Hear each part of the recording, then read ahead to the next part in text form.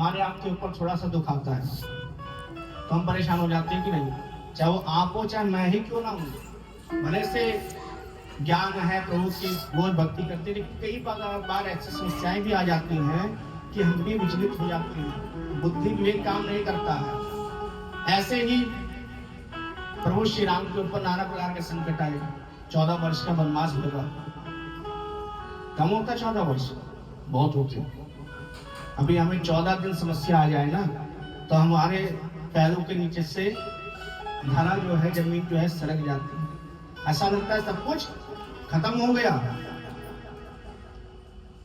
और ऐसे ही उन 14 वर्षों के अंतराल में जब रावण को जीतने की तैयारी कर रहे थे, लंका जीतने की तैयारी कर रहे थे, रावण को परास्त करने की जब तैयारी कर रहे थे, तो बीच में सबसे बड़ा अवरोध आया समुद्र। भगवान श्री राम किसके अवतार थे? विष्णु जी के। चाहते तो पल भर में समुद्र क्या ये धराधाम उथल पुथल कर सकते थे, किंतु कौन सा अवतार लिया था भगवान ने? मर्यादा पुरुषोत्तम। मर्यादा में रह करके जीवन जो हमें सिखाया है वो किसने सिखाया? प्रभु श्री राम ने। लेकिन जब प्रभु श्री राम मर्यादा पुरुषोत्तम श्री राम इस धराधाम को छोड़ करके गए थे ना, तो बैकुंठ में जाकर के लक्ष्मी जी के साथ जब विष्णु भगवान वार्ता कर रहे थे तो उन्होंने कहा कि लगता है मैंने धरतीवासियों को ज्यादा ही मर्यादा सिखा दी। इसीलिए उसके उपरांत भगवान ने अवतार लिया श्री कृष्ण का कि समय समय पे टेढ़ा कैसे होया जाए। ये हमें कौन सिखाता है? श्री बिहारी जी। कौन कौन गया? एक बार हाथ सभी गया ना। बिहारी जी का दर्शन कभी आपको सीधे सीधे हो जाता है? नहीं होता। हमेशा टेढ़ा ही करके देखना पड़ता है उन्हें, क्योंकि वह स्वयं भी टेढ़े हैं। अच्छा, हमारे अयोध्या में रामलला को स्थापित हुए 1 वर्ष हो चुका है। अयोध्या अभी तक यहाँ से कोई गया? मेरे ख्याल से कोई नहीं गया। कभी आप जाएंगे देखना कि आप स्ट्रेट जाइए, स्ट्रेट फॉरवर्ड घुस जाइए और सीधे सीधे दर्शन करके वापसी आ जाइए।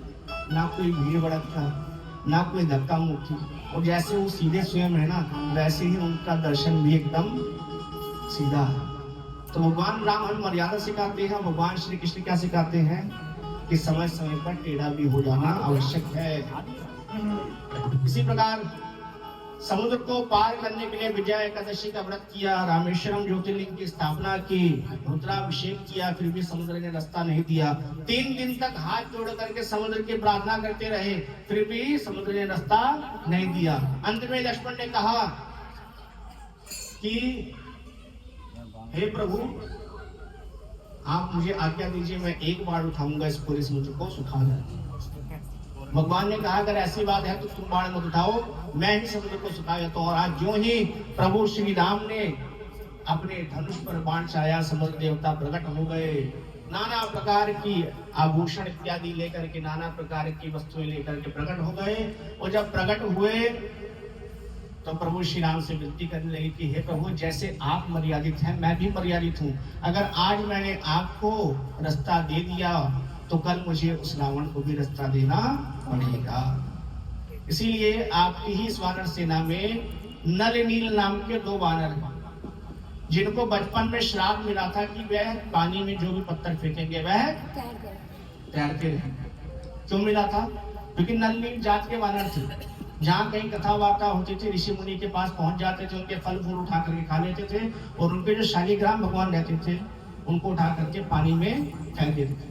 तो इसीलिए ऋषियों ने श्राप दे दिया कि तुम आज से जो पत्थर पानी में फेंकोगे वह तैरता रहेगा। तो जब प्रभु श्री राम ने ऐसी बात सुनी तो उन्होंने कहा कि ठीक है। नल नील के द्वारा पत्थर उठाए गए और जो पानी में डालते वो पत्थर डूब जाते। प्रभु श्री राम को क्रोध आ गया। उन्होंने समुद्र का आह्वान किया, समुद्र देवता प्रकट हुए। उन्होंने कहा कि अरे समुद्र, तुम क्या मेरे साथ उपहास कर रहे हो, मजाक कर रहे हो? अभी तुम लगता है मुझे पहचाने नहीं हो मैं कौन हूं।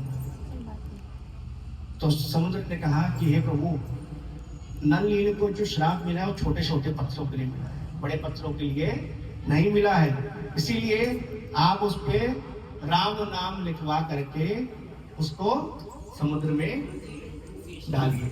वे अवश्य तैरेंगे। प्रभु श्री राम ने सर्वप्रथम स्वयं ही राम लिखा और पत्थर उठा करके समुद्र में डाल दिया, और जो पत्थर डाला वो राम नाम लिखा पत्थर भी समुद्र में डूब गया। समुद्र के सामने पुनः राम जी ने जो ही देखा तो समुद्र राम जी को कुछ बोलने से पहले बोल पड़े कि प्रभु जिसे आपने छोड़ दिया वो तो संसार से छूट गया, इसीलिए आपकी वानर सेना द्वारा जब ये राम लिख के पत्थर डाला जाएगा तो उस राम सेतु का निर्माण अवश्य होगा। और अगर प्रभु को कई लोग कहते हैं ना कि महाराज जी को प्रमाण दीजिए कि भगवान है, तो अगर प्रमाण देखना है तो चले जाओ राम सेतु देख आओ, आज भी वैसे का वैसा है। और आज भी वहां के जो पत्थर है, उस राम सेतु के जो पत्थर है वह तैरते ही है, पानी में डूबते नहीं है। तो ऐसे नल लील के द्वारा जब राम सेतु का निर्माण किया गया, वानर भालू की सेना ने प्रभु श्री राम की कृपा से लंका पर आक्रमण किया, और जो लंका विजय की जो कहानी है वो इससे आगे के कांड में आती है। इसी प्रकार से सुंदर कांड का विश्राम इसी के साथ हो गया। आइए इस अंतिम दोहे का सभी को उच्चारण करते हुए, और प्रभु कहते हैं तुलसीदास जी कि कहीं सामूहिक रूप से इस प्रकार से पाठ हो रहा हो और आप शुरुआत से नहीं पहुंच पाए हैं, अगर आप अंतिम में पहुंच करके केवल इस दोहे का पाठ भी कर लेंगे तो आपको पूरे सुंदरकांड के पाठ करने का फल अवश्य प्राप्त होगा। किंतु यह जो कंडीशन है ये केवल सामूहिक पाठ के लिए है। ऐसा मत करना कि पंडित जी ने कहा था कि लास्ट चौपाई का पाठ कर लो, घर में रोज करते रहो उसी, ठीक है ना। तो आइए प्रभु श्री राम का नाम लेते हुए सभी लोग उच्चारण अवश्य करेंगे।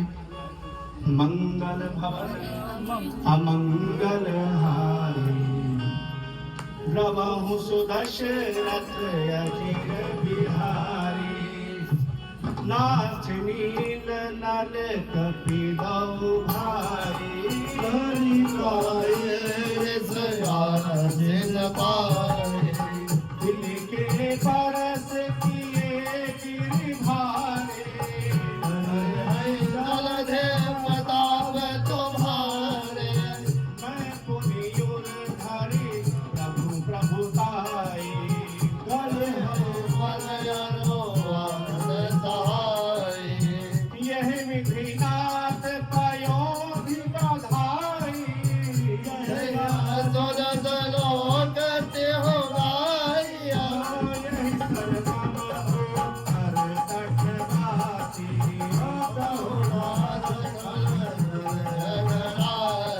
सुन कृपाल सागर मन पीरा, हरे राम धीरा, देखी राम बल पौरुष भारी, हरद पयोधि सुधारी, सकल चरित कहीं प्रभु ही सुनावा,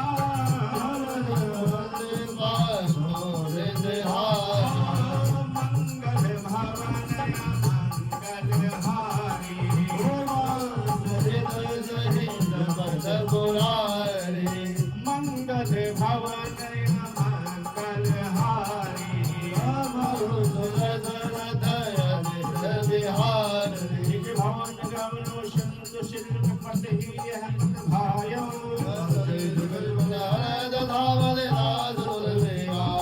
सुख भवन संत समन दवन विषाद रघुपति गुण गणान,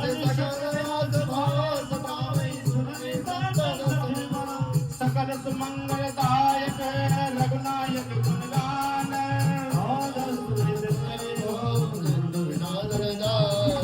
शिव राम चली मानसे